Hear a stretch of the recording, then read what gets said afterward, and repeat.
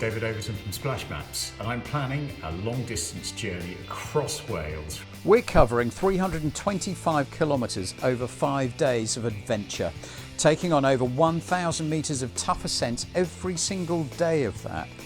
But how can we train for contours and climbs like this in terrain like this when all we have is hills? Step one is to find those hills. SplashMaps makes this super simple because all you need to look for is the place where all of the contours bunch up. You can do short and sharp, like here, Beacon Hill, Winchester Hill, where there's a very sharp end point, or you can go for the longer grinds.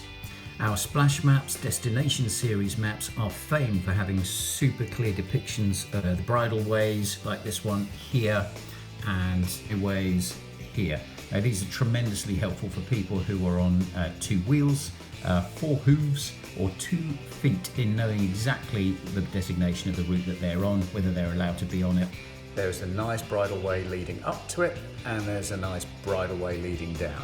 That is how you instantly find where you can get your mountain training in relatively flat conditions. Picking the perfect place to session your climbs might depend on what you want to achieve. So here you can see Cheesefoot Head, that's 176 metres above sea level.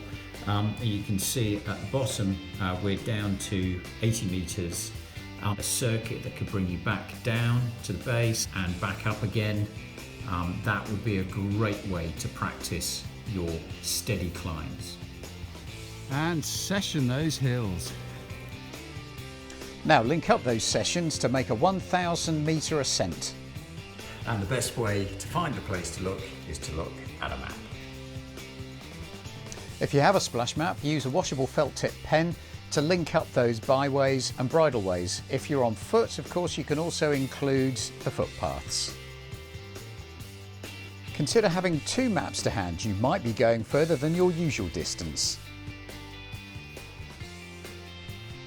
Next, it's time to embrace the mud. You're not always going to have perfect conditions, but the mud will actually help you in your training by adding an extra 30% of effort to your needed climb up those hills. And finally, step 6. I'm a great believer in what gets measured gets done.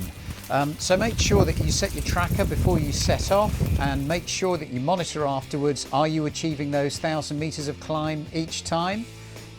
Check it out and share with your friends. And then it's just about how many hours you can spend in the saddle and enjoy. You'll never get exactly the same conditions that you will on the mountains in Wales.